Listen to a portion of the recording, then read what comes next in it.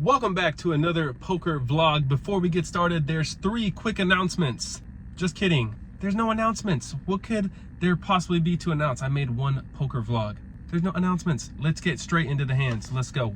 Back at Poker House Dallas, we're in for the max, which is $500. First in of the session, we look down at ace 10 of diamonds from under the gun, and we raise things up to $15. We get one caller from middle position, so we're going to go heads up to a flop, which comes jack 4-4, 2 clubs, 1 spade. I decided to c-bet here for $15, hoping to fold out all of his hands that just completely whiffed this flop. Unfortunately, he puts in the call, so off to a turn, which comes the deuce of clubs. When he just calls a flop, I'm putting him on a middling pocket pair or potentially a flush draw. So this is not a good card for us to continue to bluff on. So I check it over to him, and surprisingly, he checks it back. Off to a river, which comes the deuce of diamonds. Not much for us to do here, but check, and that's what we do. And our opponent pretty quickly bets out $25. We should probably just fold this one here, but we're getting a pretty good price to call. And I think occasionally we are going to be chopping with some other ace highs. So I flick in the call, and this is not one of those times. Our opponent flips over pocket 3. So he went for some thin value there on the river, and he got it. And this next hand, we look down at pocket rockets from the small blind. There's 3 limps to us, and we raise it up to $15. In hindsight, I think we should be raising to $25 or $30, especially being out of position. And here's why. All 3 players call. 4 ways to a flop, out of position, which comes 3, 9, 4, rainbow. Awesome board for us here, super dry. I decided to c-bet for $20, and we only get 1 customer from the button player. So heads up to a turn, which is a beautiful ace of diamonds. So we turn top set, and I decide to get a little tricky here and check, hoping to set the trap. And our opponent decides to jump right into the trap, and he ships his whole stack in for around $107. We snap call, and we're going to go off to a river, which is a 7 of diamonds.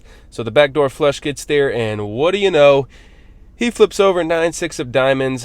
Of course, pocket rockets up in flames. He's going to take down this $314 pot. Pretty fun start to the session here. All right, it's time to bounce back from that pocket aces hand. In this next hand, we look down at pocket 3s from under the gun +1, and we decide to sheepishly limp. Not something I recommend doing. I think I get into a bad habit of limping with these mediocre hands when my entire table was doing the same, and we're getting to see flops for cheap. But I think you should just be raising, especially when players are limping. You can take advantage of that, but I didn't. I decided to limp, and thankfully the cutoff and the big blind do as well, and the button straddle checks his option. So 4 ways to a flop, which comes a bingo, bango, bongo.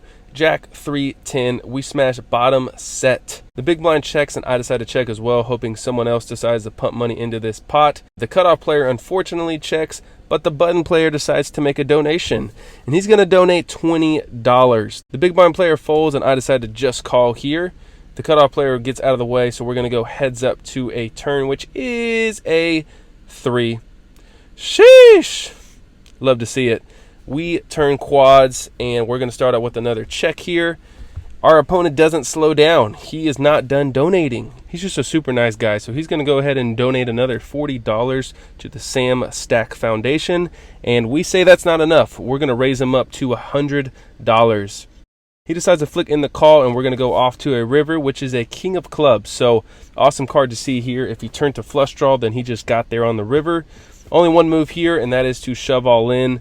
So we shove for around $115, and he pretty quickly calls. We flip over the quads, and he shows jack 4 of clubs. Yuck. Disgusting river for him. He flopped top pair, turned to flush draw, and rivered a flush. Really nothing much for him to do there. That's just a cooler situation. But my opponent in this hand was Will. Shout out to you, Will. He's a super cool dude. Even after this cooler, he stayed extremely poised and actually came over to me after and asked if I was filming for a YouTube channel. And I was like, yeah, bro. I've already posted 1 video. Are you kidding me? Just kidding. But Will was a super cool dude, and I appreciate you subscribing to the channel before I even had a video posted, man. I appreciate you, Will. All right, moving right along into the next hand, we look down at king 3 of hearts in late position. Under the gun and a middle position player limp, and I decide to limp again. I don't know if my ankle was sprained or what was going on today, but I can't stop limping. And the button player decides to limp as well, but the small blind is having none of it. He raises to $25, and what do you know?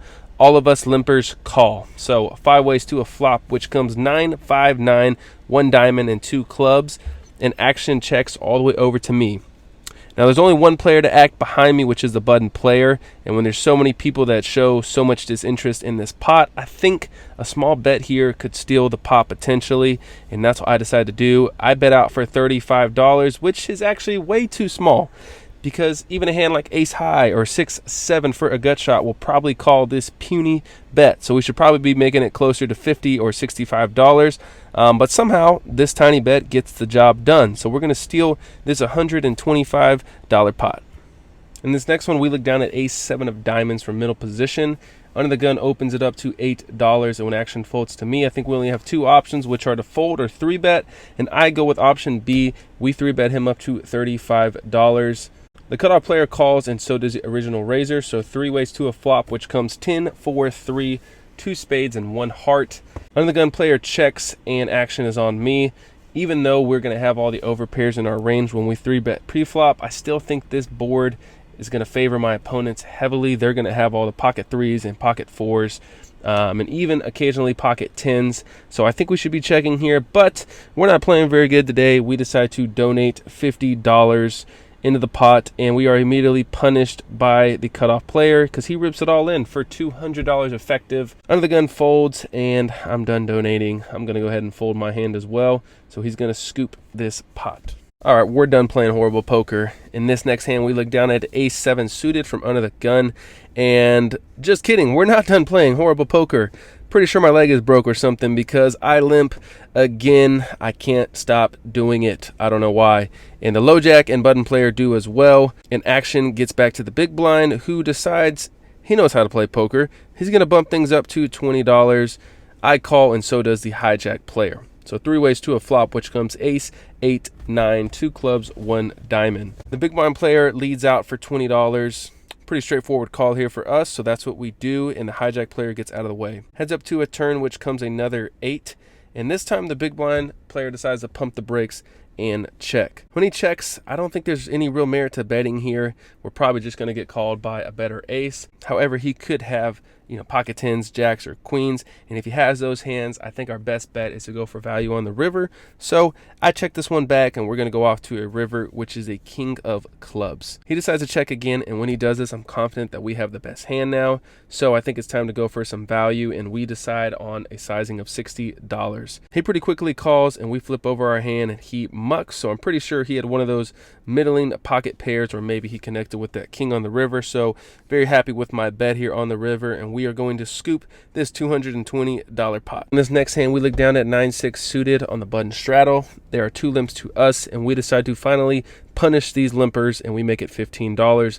But both limpers call. So 3 ways to a flop, which comes ace, 9, 7 rainbow, and both players check to me. A pretty good board for us to c-bet on, so that's what we do. We bet $20 into the pot, and both players call. So still 3 ways to a turn, which comes another 7 of clubs. Under the gun plus 2 checks, and now the cutoff decides to take the betting lead for $20. Here's where I definitely make a mistake. This feels like a blocker bet, which means our opponent probably has a 9 as well, or a weak ace and just wants to get the showdown. And theoretically, we're going to have all of the stronger aces in our range. So I think we should always be raising here when he bets out so small. But I decide to turn into a scared little puppy and just call, and the other opponent folds. So we are heads up to a river, which comes the 3 of clubs. Action goes check, check, so it looks like we're chopping, but we're not. Our opponent shows ace-4 offsuit, so he was definitely making a blocker bet there on the turn. And again, we got scared and decided to let him get to a cheap river and apply 0 pressure. So he's going to win this $148 pot. Moving on, in this next hand, we look down at ace-queen suited in middle position, and we open things up to $17. And we only get 1 customer from the button player, so heads up to a flop, which comes pretty good. It comes ace, 7, 3, 2 diamonds, and 1 club. So we flop top pair with plenty of draws to get value from. We decide to c-bet for $15, and he calls. Off to a turn, which comes the 7 of hearts. Pretty good turn card, all things considered. even though our opponent could most definitely have a hand like 8-7 or 6-7, but we can't always be afraid of our opponent having a monster. So I decided to place another bet for $40, and he pretty quickly calls again, which is great news because I think if he had a 7, he would probably be raising this turn. So I'm putting him on a flush draw or hopefully a weaker ace. Now the river comes the 8 of hearts. Great card to see here. I think we should occasionally be checking to let our opponent bluff, because if he missed a flush draw, that's going to be his only chance at winning this hand. But I had a gut feeling that he had a weaker ace. It just felt like a weaker ace to me the whole way. So I think he's going to call another bet. So I size up for $100, and he pretty quickly calls. We flip over our hand, and he gives the good old table tap and mucks his hand. So it looks like we got max value from another weak ace there. This next one is a fun one. We look down at pocket 10s and under the gun, and we raise it to $15, and we are immediately greeted with a 3-bet from the player to our direct left, whose name is Brad. Brad 3-bets us up to $45. Now, something to make note of is that Brad is probably the best player at our table, so I know for sure that he is aware that I'm going to have a very tight range from under the gun. So when he 3-bets me, I think he's going to have a very strong hand. We're still going to make the call here, and we're going to go heads up to a flop. And I actually asked him what he has before the flop, and I'll let y'all hear what he says. What do you have? The nuts. Not anymore. So yeah, already sounds like we're screwed here. He already has the nuts, but we're still going to battle this one out. The flop comes king 6-5, 2 clubs, 1 diamond. We check, and Brad bets 60. Only 1 overcard to our pair, so I don't think that we can just fold here. We put in the call, and we're off to a turn, which comes the 3 of diamonds. I check it over to him, and he puts in a chunky bet this time of $150. Not a fun spot to be. When he bets on this turn card, I just don't know what he could be bluffing with, unless he has a hand like ace-jack or ace-10 of clubs. But besides that, we're losing to just about any other hand that he's betting for value with. So I'm in the tank for a while, but ultimately decide to reluctantly fold. Now, I'm not too upset with this fold until he flips over ace-10 offsuit. Wow. What a piece of crap. Bluffed me out of my shoes knowing good and well I was recording for this vlog. What a jerk. Just kidding. Brad was a nice guy, and like I said, he's probably the best player at our table, so he's capable of making good moves like that. Nice hand, sir. I think it's our turn to bluff here. So we look down at the king 10 offsuit in the hijack. It folds over to us, and we open it up for $12.